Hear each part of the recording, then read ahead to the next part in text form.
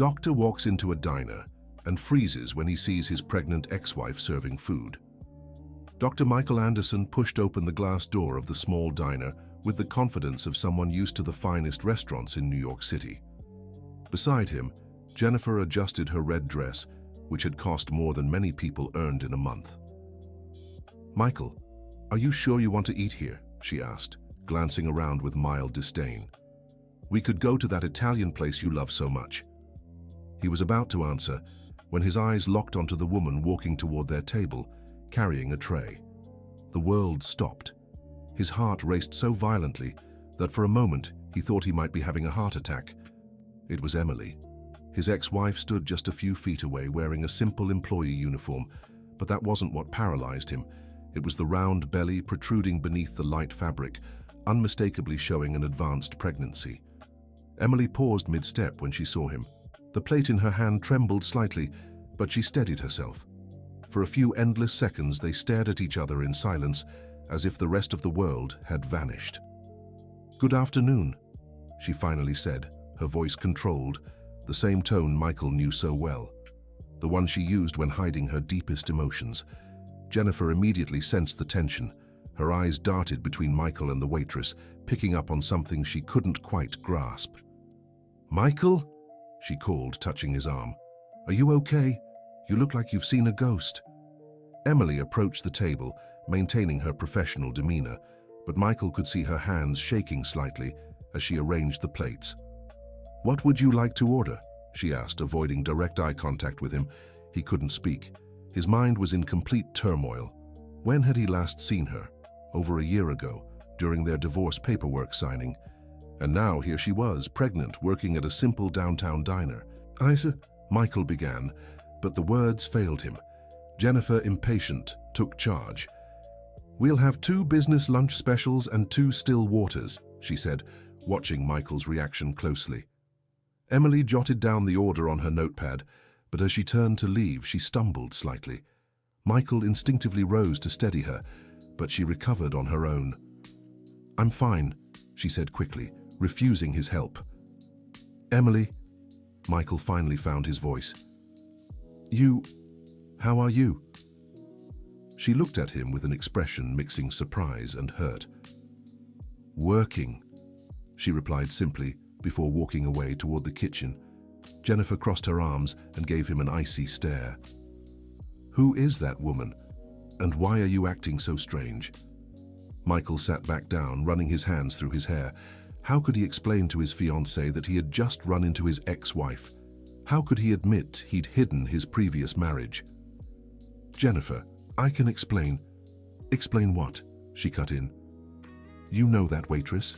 And why did she call you by name?" Dear listener, if you're enjoying the story, don't forget to like and especially subscribe to the channel. It helps us a lot as we're just starting out. Now, back to the story. From behind the diner counter, a woman in her 50s watched the scene with curiosity. It was Mrs. Robertson, the owner of the place, who had known Emily for a few months and was aware she carried secrets from her past.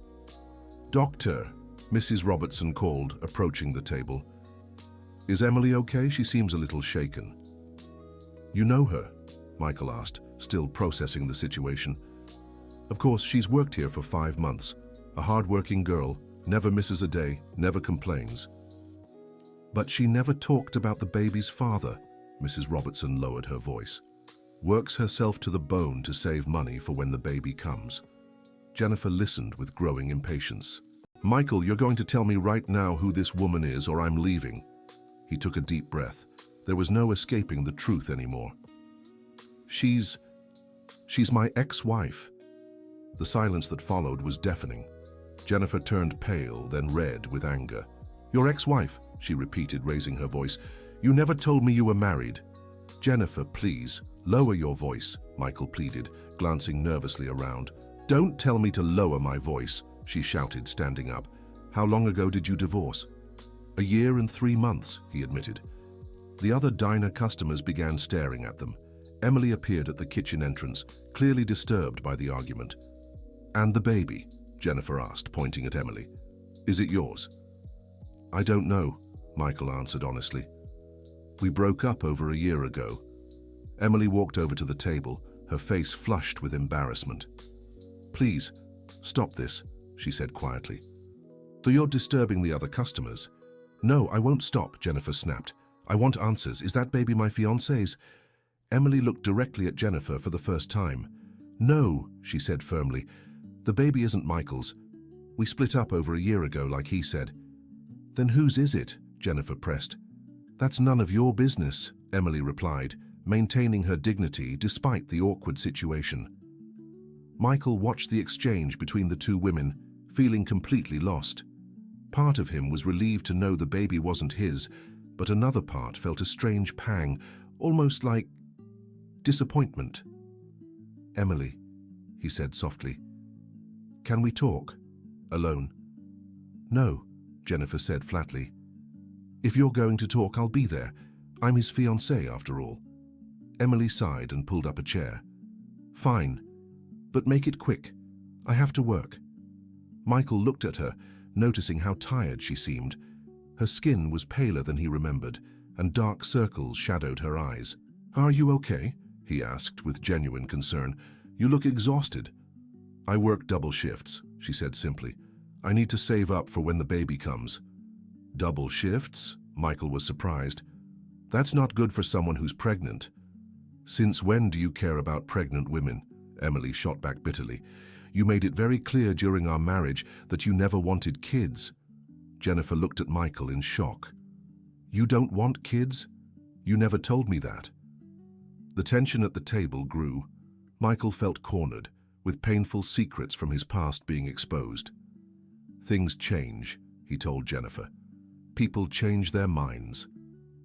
"Changed?" Emily laughed bitterly.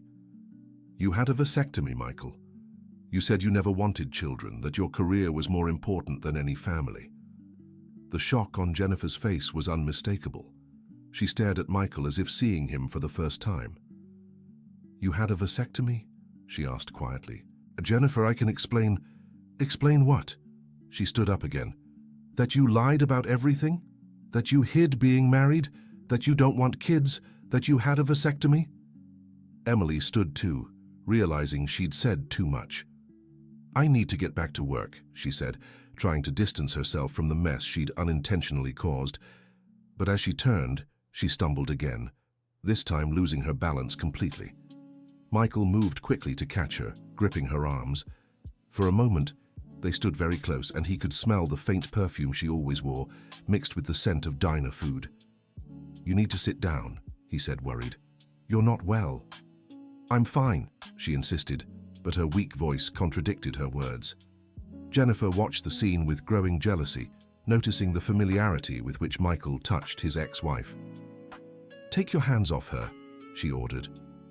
Michael ignored Jennifer and helped Emily sit in a nearby chair. "When was the last time you ate?" he asked. "This morning," Emily replied, avoiding his gaze. "This morning? It's 3 in the afternoon." Mrs. Robertson approached, carrying a glass of water and a piece of bread. "Emily, my dear, you need to take better care of yourself. You can't go without eating like this." "I was busy," Emily murmured, gratefully accepting the water. "Too busy to take care of yourself and the baby?"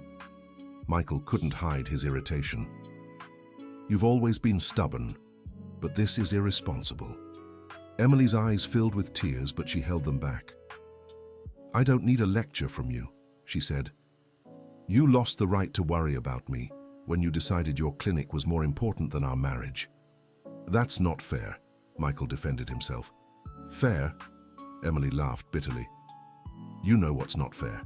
Finding out your husband had a vasectomy without telling you. You know what's not fair? Spending years trying to get pregnant and discovering it was impossible because he lied." Emily's words dropped like bombs on the table. Jennifer looked back and forth between them, trying to process all the revelations. "You lied to her about the vasectomy?" Jennifer asked in disbelief. Michael lowered his head. This was a part of his past he'd rather forget. "I didn't lie," he said defensively. "I just didn't say." "Didn't say?" Emily stood up, despite still feeling dizzy.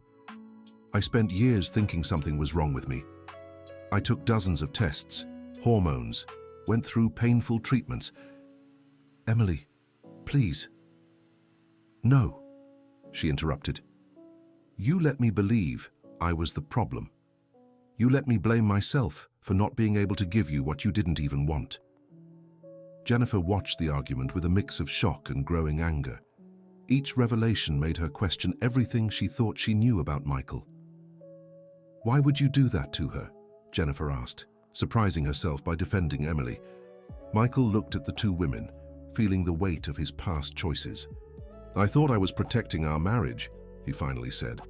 I knew she wanted kids, but I didn't. I thought if she didn't know about the vasectomy, she'd eventually give up on the idea. You're a coward, Emily said, her voice breaking. A lying coward. And a liar, Jennifer added.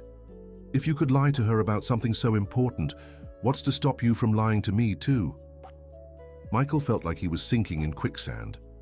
Every word he said only made things worse. Things were different back then, he tried to explain. I was younger, more focused on my career. And now, Jennifer challenged, now you want kids? Because if you do, you'll have to reverse the vasectomy. And that doesn't always work. Emily watched the argument, feeling a strange satisfaction at seeing Michael confronted with his lies, but she also felt a pang of something she didn't want to admit.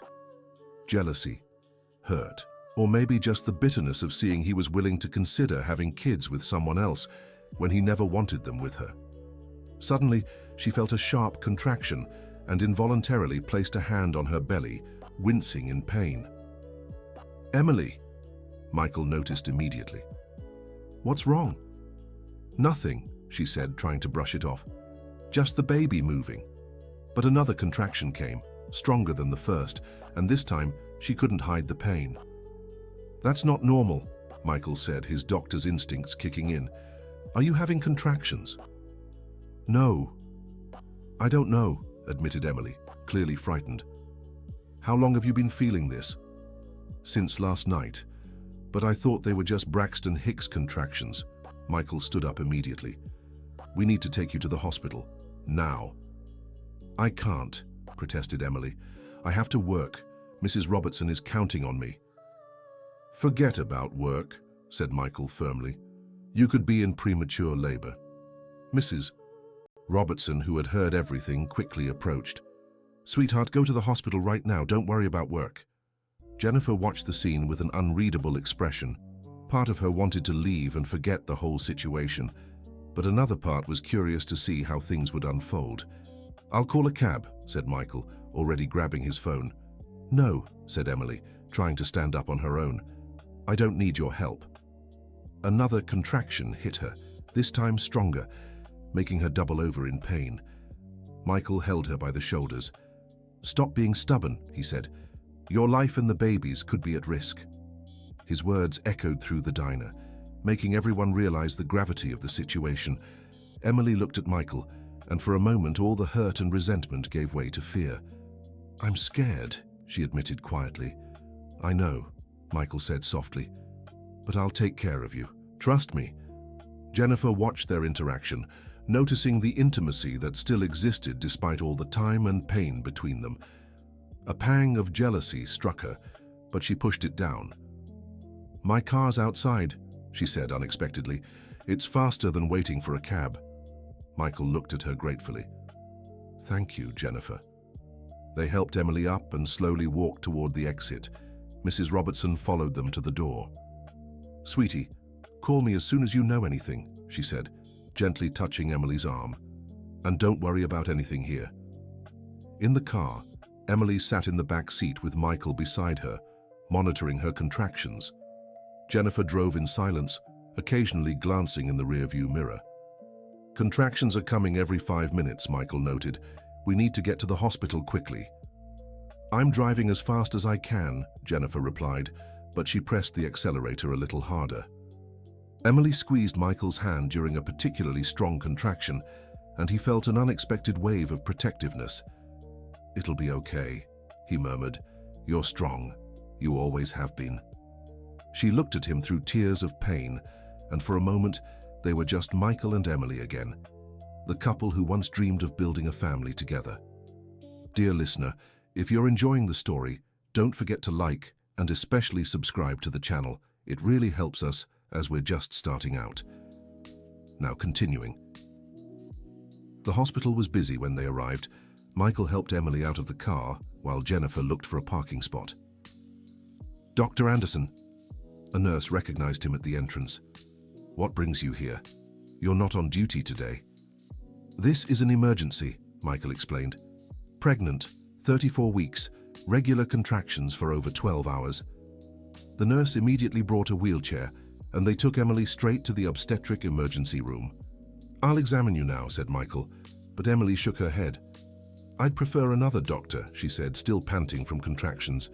"Emily, I'm an OB-GYN, trust me." "That's exactly why I don't," she retorted. "You never wanted me to have kids. How can I trust you'll take care of my baby?"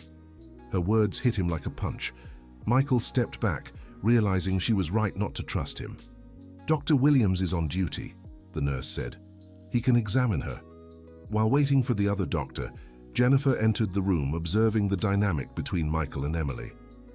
"The car is parked," she said. "How is she?" "We don't know yet," Michael replied. "Dr. Williams will examine her." Dr. Williams, a 50-year-old man with graying hair, entered the room with a reassuring smile. "Good afternoon. I'm Dr. Williams. Let's see how your baby is doing." He examined Emily carefully, asking questions about her medical history and current pregnancy. "You're 4 centimeters dilated," he informed her. "The baby is coming, but we still have a few hours ahead." "Is the baby okay?" Emily asked anxiously. "The heartbeat is normal, but we'll monitor closely. You're a bit dehydrated and showing signs of extreme fatigue. When was the last time you rested properly?" Emily lowered her eyes, embarrassed. "I work a lot," she admitted. "Where do you work?" "At a diner. 2 shifts." Dr. Williams looked at Michael, recognizing him as a colleague. "Dr. Anderson, is this your patient?" "It's complicated," Michael answered. "She's my ex-wife."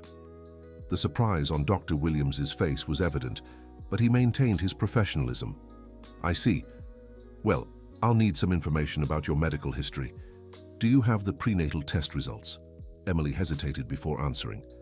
"I had some tests done at the community clinic, but not all. I don't have health insurance." "And the baby's father?" Dr. Williams asked. "Does he have insurance? Can he help with the costs?" The silence in the room grew uncomfortable. Emily looked at her hands, clearly embarrassed. "The father isn't involved," she finally said.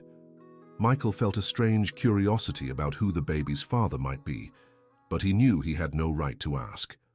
"That's all right," Dr. Williams said gently. "Let's focus on what matters now, ensuring a safe delivery. I'll order some tests to check on you and the baby." When Dr. Williams left to arrange the tests, a tense silence filled the room. Jennifer sat in a chair in the corner watching Michael as he remained near Emily's bed. "You should go," Emily told Michael. "You don't have to stay here."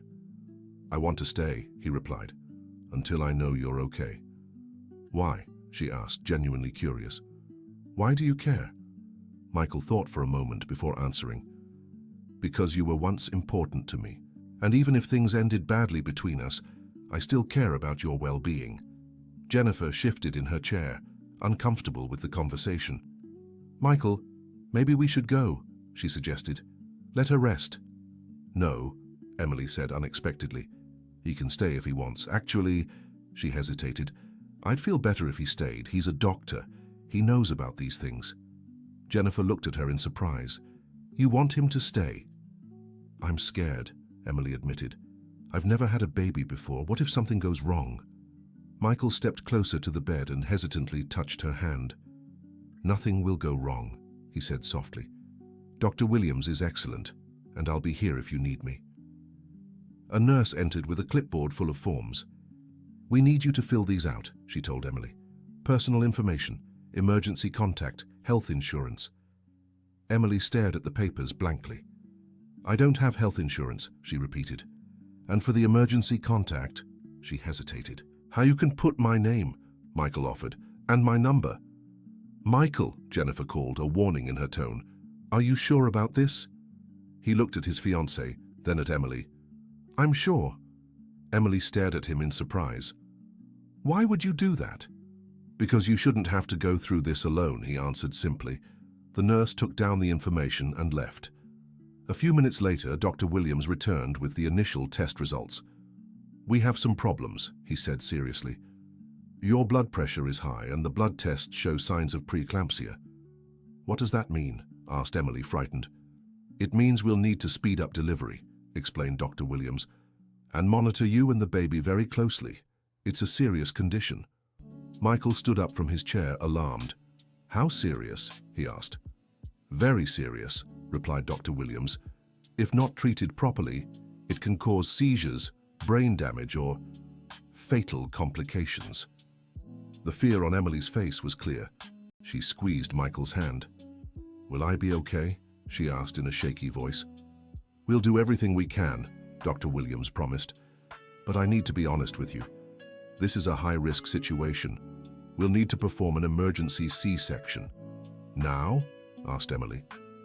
Within the next few hours. I need to prepare a team and an operating room. Michael felt panic rising inside him. The woman he had loved for years was in danger, and he felt completely powerless. Dr. Williams, he said, I'd like to be present for the surgery. Michael, Jennifer protested, you can't. I can, and I will, he said firmly, if Emily agrees. Emily looked at him through her tears. You'd do that for me?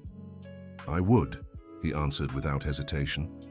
Dr. Williams observed their interaction with professional interest. If the patient agrees, you can observe, he said, but only as an observer. I'll be in charge. Understood, Michael agreed. Jennifer stood abruptly. I can't stay here and listen to this, she said. Michael, you're making a decision that will affect our relationship. Jennifer, please. No, she interrupted. You're choosing your ex-wife over me, again. That's not it, Michael tried to explain. This is a matter of life or death. I can't just walk away. Yes, you can, Jennifer shot back. You're not the father of that child. You have no obligation to her. Emily watched the argument in silence, feeling guilty for causing trouble in Michael's relationship. Maybe she's right, Emily said quietly. You should go with her. No, Michael said decisively. I'm staying here. Jennifer, you can stay or leave.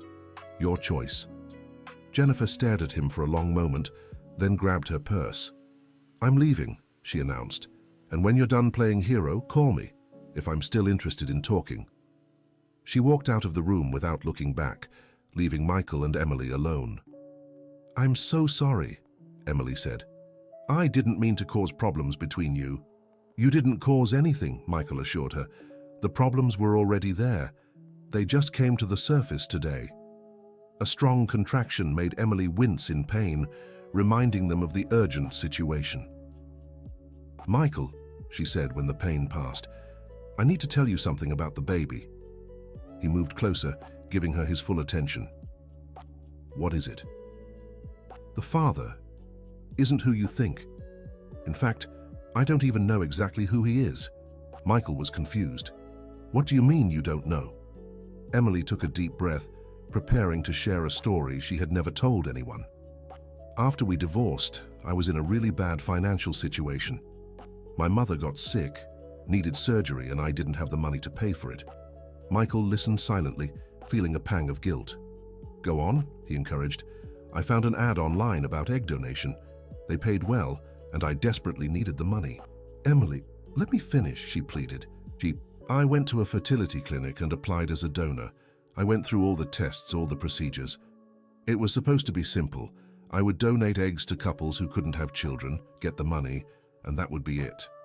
Michael began to understand where the story was heading, but something went wrong.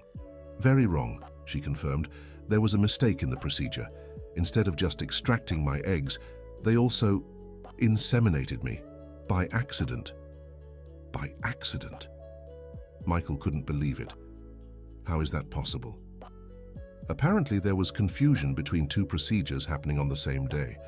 I was only supposed to be a donor, but I ended up receiving sperm from an anonymous donor.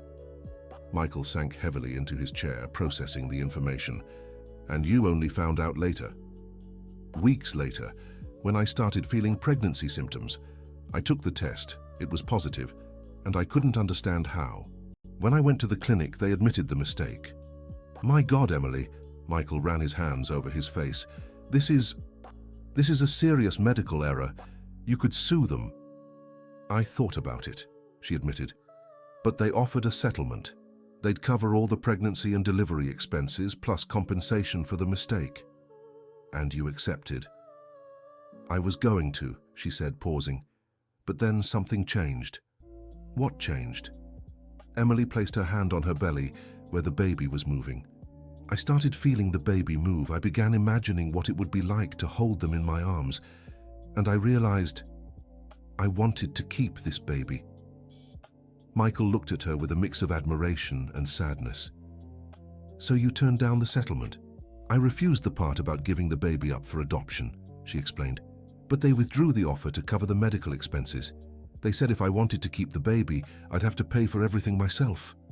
That's outrageous, Michael was furious. They can't do that.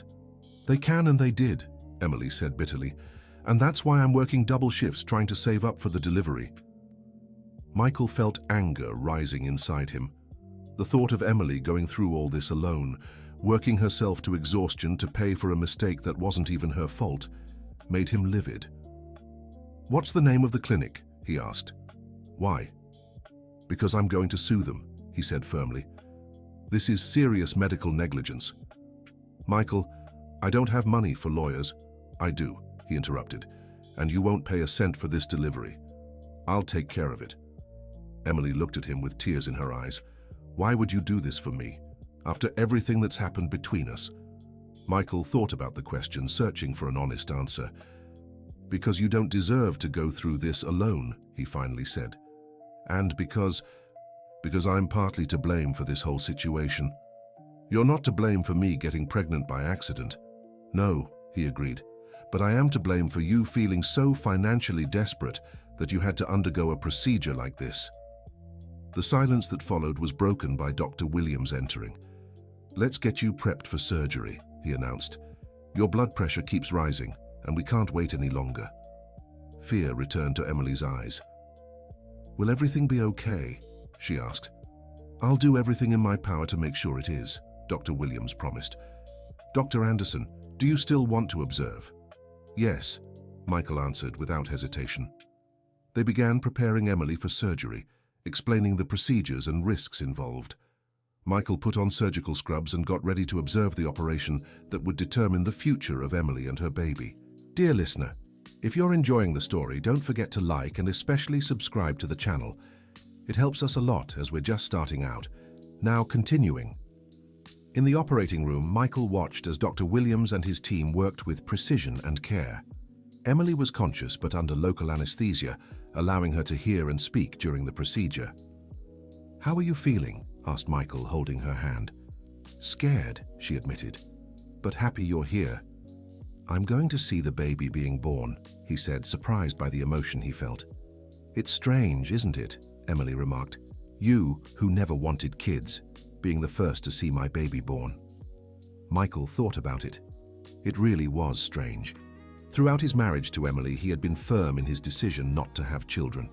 But now, about to witness the birth of her baby, he felt an excitement he couldn't explain. Dr. Williams, called one of the assistants. We have some complications. Michael tensed immediately. What kind of complications? The placenta is detaching, Dr. Williams explained calmly. We'll need to speed up the procedure. What does that mean? Asked Emily, hearing the concern in their voices. It means we're taking the baby out now, said Dr. Williams. You might feel more pressure. The next few minutes were tense. Michael watched the monitors, seeing Emily's vitals fluctuate. His medical training helped him understand the severity of the situation, but it also heightened his anxiety. There we go, Dr. Williams finally announced. It's a girl. The baby's cry filled the operating room, and Michael was overwhelmed by an emotion that took him completely by surprise. Tears welled in his eyes as he watched the tiny child being cleaned and examined by the team. Is she okay? Emily asked anxiously, trying to lift her head to see. She's perfect, replied the pediatric nurse. Small but healthy. Weight 6 pounds 3 ounces. Can I see her? Emily asked. The nurse brought the baby wrapped in a pink blanket and placed her on Emily's chest for a few seconds. "Hi, little one," Emily murmured, tears streaming down her face. "I finally get to meet you." Michael watched the scene, feeling something break inside him. Seeing Emily with the baby in her arms stirred an emotion he had suppressed for years, regret for never giving her the chance to experience this joy during their marriage. "She's beautiful," he said softly. "Yes," Emily agreed, looking at him. "Thank you for being here." "We need to take her to the NICU for observation," the nurse informed them. "Standard procedure for premature babies." They took the baby away and Dr. Williams continued working on Emily. "Now we'll take care of you," he said. "Everything went well, but you lost some blood. We'll monitor you closely for the next few hours." "Will she be okay?" Michael asked. "Yes, but she needs rest and observation," Dr. Williams replied. "Dr. Anderson, can you speak with me in the hallway?" Michael followed Dr. Williams out of the operating room, leaving Emily in the nurse's care. "How is she really?" Michael asked when they were alone. "She'll recover," Dr. Williams assured him. But it was close.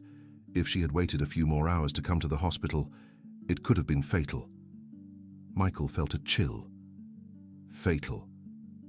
The preeclampsia she developed was severe, combined with the stress and malnutrition. Well, it's a miracle both she and the baby are okay. Malnutrition? Michael, she's visibly underweight. When was the last time you saw her? Over a year ago. She's lost a lot of weight since then, and from the blood tests, she hasn't been eating properly for weeks. The guilt Michael felt intensified. She said she was working double shifts to save money for the delivery. Double shifts at 8 months pregnant? Dr. Williams shook his head. That woman has incredible willpower, but she nearly killed herself in the process. Will she need to stay hospitalized? For a few days, and the baby will stay in the NICU until she gains enough weight to go home. Michael absorbed the information, thinking about the financial implications for Emily. Dr. Williams, about the treatment costs. It's already taken care of, the other doctor interrupted. Your ex-wife has an anonymous benefactor who will cover all the expenses. Michael looked at him confused. Anonymous benefactor? Dr. Williams smiled. Let's just say someone made a few phone calls while she was in surgery. Michael realized what had happened. Doctor, I can't let you... I didn't do anything, Dr. Williams said innocently. I just reported a case of medical negligence to a few of my contacts. It seems the fertility clinic is very interested in resolving the situation discreetly. The clinic will pay? All medical expenses plus substantial compensation, Dr. Williams confirmed. Seems they don't want this case going public. Michael felt immense relief. How did you find out about the clinic? I overheard part of your conversation, Dr. Williams admitted, and as a doctor, I was outraged by what happened to her. Thank you, Michael said sincerely. This means so much. It's the least we can do, Dr. Williams replied. Now, let's get back to her. I'm sure she's anxious to hear about the baby. They returned to the room where Emily was being moved. She looked pale but relieved. How's our little girl? She asked immediately. She's in the NICU, but she's doing well, Dr. Williams reassured her. You can see her as soon as you're feeling a bit stronger. And how much will all this cost? Emily asked hesitantly. Dr. Williams and Michael exchanged glances. Don't worry about that now, Dr. Williams said. It's all been taken care of. Taken care of how? Emily pressed. The fertility clinic will cover all the expenses, Michael explained, plus additional compensation for their mistake. Emily looked at him in surprise. How did you manage that? I didn't, Michael said honestly. Dr. Williams made a few calls. Why? She asked Dr. Williams. You don't even know me. Because what happened to you was unacceptable, he replied, and no woman should have to choose between her health and her finances. Tears of relief welled in Emily's eyes. I don't know how to thank you. No need to thank us, Michael said. Just focus on recovering. In the hours that followed, Michael stayed by Emily's side as she recovered from surgery. Jennifer hadn't called or texted, making it clear she was seriously considering ending the relationship. You should go home, Emily said that afternoon. Get some rest. Talk to your fiancée. She's not my fiancée anymore, Michael replied calmly. What? Emily was stunned. You broke up? Not officially, but I think it's pretty clear she doesn't want anything to do with me. Because of me, Emily said guiltily. No, Michael corrected. Because of my choices. I chose to stay here because it was the right thing to do. If she can't understand that, then maybe we weren't meant to be. Emily studied him for a moment. You've changed, she observed. How so? The Michael I knew would have chosen his career, money, convenience. He would have left with the wealthy fiancé and let his poor ex-wife fend for herself. Michael considered her words. Maybe I've learned a few things this past year. Like what? Like some things are more important than money or social status, he said. Like how much of a fool I was during our marriage. Michael, no, let me say this, he insisted. I've spent the last year thinking about our marriage, about the choices I made, and I realized I lost the best thing I ever had because of my ambition. Emily fell silent, unsure how to respond. I know it's too late, Michael continued. I know I hurt you too much for us to ever go back to what we were, but I want you to know I regret everything. The vasectomy, the lies, choosing my career over our family. Why are you telling me this? She asked softly. Because you deserve to hear it, he replied. And because seeing you with the baby today made me realize how selfish I was. You would have been a wonderful mother, and I took that chance away from you. You didn't, she said, touching her belly. I'm going to be a mother now. Not the way I planned, but I will be. And you'll be amazing, Michael said with conviction. A comfortable silence settled between them. It was the most honest conversation they'd had in years. Michael, Emily finally said. There are things I need to say too. What is it? I hated you for a long time after the divorce, she admitted. I hated you for lying about the vasectomy, for making me believe the problem was me, for choosing your clinic over our family. You had every right to hate me. But today, seeing you here with me, leaving your fiancé to stay by my side, I realized maybe people really can change. Michael felt a flicker of hope, but tried not to get carried away. What are you saying? I'm saying maybe we can be friends again, she said carefully. I'm not talking about reconciliation or anything like that, but maybe we can leave the bitterness behind. I'd like that very much, Michael said sincerely. And, she added with a small smile, if you want, you can be her godfather. Michael's heart swelled with emotion. Are you serious? You were the first person she saw when she was born, Emily said. It feels right. It would be an honor, Michael replied, tears in his eyes. That night, Michael stayed at the hospital, sleeping in the chair beside Emily's bed. In the morning, they went together to visit the baby in the NICU. The little one was in an incubator, hooked up to monitors, but clearly healthy. Her tiny fists moved, and she occasionally opened her eyes. She's perfect, Michael murmured, watching her through the glass. She is, Emily agreed. I still haven't picked a name for her. What names are you considering? I thought about Emma Grace, she said. It was the name your grandmother wanted for me, but my parents chose Emily. Emma Grace is beautiful, Michael said. Your grandmother would be thrilled. You think so? I'm sure of it. They spent an hour watching Emma Grace, talking about future plans and what life with a baby would be like. Where will you live? Michael asked. Your apartment is too small for a baby. I know, Emily sighed, but with the settlement from the clinic, I can look for a better place. What about work? He asked. You can't keep working double shifts with a baby. I know that too, she said. I'm thinking about going back to school, maybe nursing like I always wanted. Nursing? Michael was surprised. You never told me you wanted to be a nurse. Because you always discouraged my career plans, she reminded him gently, but without bitterness. You said I didn't need to work because you made enough for both of us. Another painful realization about how controlling he'd been during their marriage. Michael felt ashamed of his past actions. Nursing would be perfect for you, he said sincerely. You've always been caring and compassionate. Thank you, she said. It might take a few years studying part-time and taking care of Emma Grace, but it's my plan. If you need help with anything, Michael offered hesitantly, financially, with childcare, anything, please let me know. Emily looked at him with an unreadable expression. Why would you do that? Because I want to make up for some past mistakes, he said honestly, and because I want to be part of Emma Grace's life, if you'll let me. As the godfather? As the godfather, he confirmed, or as a family friend, or whatever you're comfortable with. Emily thought for a moment before answering. I'd like that, she finally said. But we need to set some ground rules. What rules? First, no attempts at romantic reconciliation, she said firmly. We're friends, and that's it. Understood, Michael agreed quickly. Second, you can't try to control my decisions about Emma Grace or my life.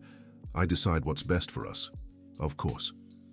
Third, if you meet someone new, that person has to accept our friendship and the fact that you're part of Emma Grace's life. Michael briefly thought of Jennifer, who clearly wouldn't be able to accept this situation. Understood, he said. And if you meet someone? Same goes, Emily said. Any man who comes into my life has to accept that you're important to Emma Grace. They shook hands, sealing their agreement. So, we're friends? We're friends, Emily confirmed with a smile. Over the next few days, Michael visited Emily and Emma Grace daily. Jennifer tried calling a few times, but he didn't answer, not yet ready to face that conversation. On the morning Emily was discharged, Michael showed up with his car to take them home. You didn't have to, she said, though she clearly appreciated the gesture. I want to help, he insisted. Besides, Emma Grace will need regular doctor visits. It's more practical if I take you. During the drive to Emily's apartment, they talked about next steps. The fertility clinic had offered a generous settlement, allowing Emily to support herself comfortably while studying. Have you thought about moving? Michael asked when they arrived at her building. I have, she admitted, but I don't want to go too far from downtown. I want Emma Grace to grow up knowing the city. Michael looked at the old building, noticing it needed repairs. What if I helped you find a better place? He offered. Nothing too expensive or fancy, just somewhere safer and more spacious? Emily hesitated. Michael, I don't want your charity. It's not charity, he said. It's what a godfather would do. I want Emma Grace to have the best possible environment to grow up in. After a moment's thought, Emily agreed. Okay, but within my budget. I don't want to live beyond my means. Of course, Michael agreed. They went up to her apartment, Michael carrying the portable crib he'd bought for Emma Grace. The apartment was small but cozy, with family photos and plants that showed how lovingly Emily cared for her space. It's small, she said, slightly embarrassed. But it's mine. It's welcoming, Michael said sincerely. Emma Grace will be happy here. They spent the afternoon setting up the makeshift nursery and talking about future plans. Michael was impressed by Emily's determination to build a good life for her daughter. Emily, he said as he prepared to leave, I know I have no right to ask this, but have you ever thought about finding out who Emma Grace's biological father is? She looked at him in surprise. Why? Does it matter? Not necessarily, he said, but I thought maybe you'd want her to know someday when she's older. Emily considered the question. The clinic offered to provide basic information about the donor, she said. Age, profession, physical traits, but nothing that could identify him. And do you want to know? I'm not sure, she admitted. On one hand, I think it might be useful for future medical questions. On the other, Emma Grace is my daughter, no matter who contributed the genetic material. Michael admired the maturity with which she handled the complex situation. You have time to decide, he said, and if you ever want to find out, we can look into it together. Thank you, she said. It's good to know I have support. As Michael was leaving, his phone rang. It was Jennifer. Are you going to answer? Asked Emily, noticing the name on the screen. I think I have to, Michael sighed. I can't run away forever. Take it, Emily encouraged, and be honest with her. Michael answered the call in the hallway. Hi, Jennifer. Michael, we need to talk, she said without preamble. Can you come over? Yes, he said. I'm on my way. He returned to the apartment to say goodbye to Emily. Going to talk to her? Emily asked. I am, Michael confirmed. I need to be honest about what I want in life. And what do you want? Michael looked at Emma Grace sleeping in her crib, then at Emily. "I want to be part of your lives," he said. "As a friend, as a godfather, as whatever you'll allow. I want to help raise this little girl and be a positive presence in her life." "And Jennifer?" "If she can't accept that, then we're not right for each other," Michael said with a certainty that surprised him. Emily smiled. "You've really changed," she observed. "For the better, I hope." "Definitely for the better." Michael headed to Jennifer's apartment, preparing for a difficult but necessary conversation. Jennifer greeted him at the door, clearly tense. "Come in," she said. "We have a lot to discuss." Her apartment was luxurious and impeccably decorated, a stark contrast to Emily's humble but welcoming home. "Jennifer," Michael began, "I'm sorry for what's happened these past few days." "Sorry for what?" she asked. "For lying about being married? For ditching our cake tasting to be with your ex-wife? For choosing her over me again and again?" "I'm sorry I wasn't honest about my past," Michael said carefully. "You had a right to know about my previous marriage." "And the rest?" Michael took a deep breath. "I don't regret being with Emily at the hospital," he said. "It was the right thing to do." "Even knowing it would hurt our relationship?" "Yes," he answered without hesitation. Jennifer stared at him for a long moment. "So you chose her?" "I chose to do what was right," Michael corrected. "And if that means we can't be together, then I accept the consequences." "Michael, I love you," Jennifer said, her voice cracking slightly. "But I can't compete with an ex-wife and a baby." "I'm not asking you to compete," Michael said gently. "I'm saying Emily and Emma Grace are part of my life now. If you can't accept that, then we don't have a future together." "Did you go back to her?" Jennifer asked bluntly. "No," Michael answered honestly. "We're just friends. But she's important to me, and so is Emma Grace." "Why?" Jennifer asked. "Why is that child so important to you? She's not even your daughter." Michael considered the question. Why was Emma Grace so important to him? "Because I saw her being born," he said finally. "Because I was the first person she saw. Because she made me realize what I lost when I chose not to have children." "So you want kids now?" "I want to be part of Emma Grace's life," Michael said. "And yes, maybe someday I'll want my own children too." Jennifer sank heavily onto the couch. "I don't know how to handle this," she admitted. "I love you, but I can't accept sharing you with your ex-wife." "I understand," Michael said compassionately. "And I won't pressure you to accept something you're not comfortable with." "So, are we ending things?" Michael sat beside her. "I think so," he said softly. "But not with anger or bitterness. Just acknowledging that we want different things from life." Jennifer cried silently for a few minutes, and Michael comforted her as best he could. When she calmed down, they talked about the practical details of their separation. "Are you going back to her?" Jennifer asked again. "I don't know what the future holds," Michael admitted honestly. "Right now we're just friends, but I won't deny that I still have feelings for her." "Does she feel the same about you?" "I don't know," Michael said. "And even if she does, it'll take a long time for her to trust me again. I hurt her too much." "At least you're being honest now," Jennifer said with a sad smile. "I've learned that honesty is more important than avoiding difficult conversations," Michael replied. They said goodbye amicably, both acknowledging they had been incompatible from the start.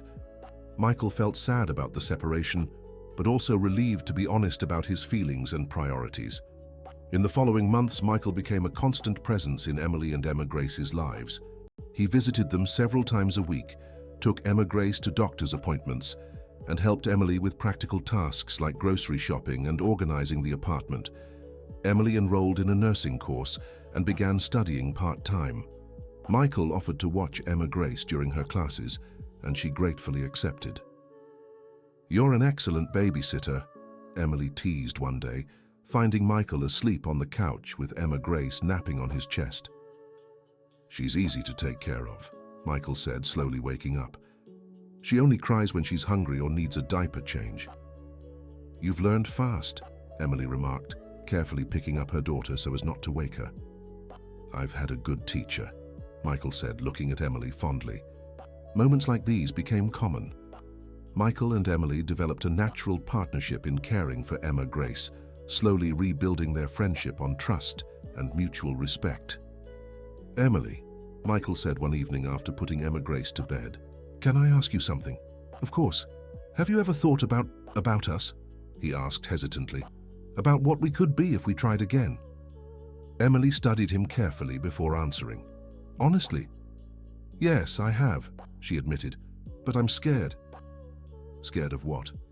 "Scared that you'll go back to how you were before," she said.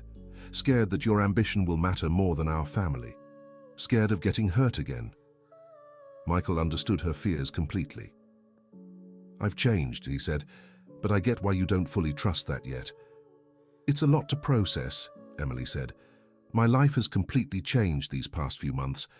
I have a daughter now. I'm studying, rebuilding my life. I don't know if I have the emotional space for a romantic relationship." "I understand," Michael said, "and I won't push, but I want you to know that my feelings for you never changed. They've just matured." "What does that mean?" "It means I love you not just as a wife, but as a person," Michael explained. "I love your strength, your determination, your compassion. I love how you are as Emma Grace's mother. I love who you've become." Emily felt tears welling in her eyes. "Michael, you don't have to answer now," he said quickly. "I just wanted you to know. And no matter what you decide about us, I'll always be here for you and Emma Grace." "Thank you," she whispered, "for everything, for being here, for helping me, for being such a wonderful godfather to her." "Thank you," Michael said, "for giving me a second chance to be part of your life, for letting me know Emma Grace, for teaching me what really matters." They sat in silence for a moment, simply enjoying the companionship they had built. "Michael," Emily finally said, "I need more time." "Take all the time you need," he promised. "But," she hesitated, "I'm not completely ruling out the possibility. I just need to be sure it's what I really want, and not just nostalgia or gratitude." Michael felt a surge of hope, but kept his expectations in check. "I completely understand," he said, "and I appreciate your honesty. Can we keep things as they are for now?" she asked. "Friends, co-parents to Emma Grace?" "Of course," Michael agreed, "for as long as you need." End of story. Now tell us what you thought of the story and where you're watching from. If you have something to share with us, leave your sincere thoughts in the comments. Do you believe Michael has truly changed? We'd love to read your opinion. Thank you so much for joining us. Don't forget to like and, most importantly, subscribe to the channel so you don't miss other heartfelt stories.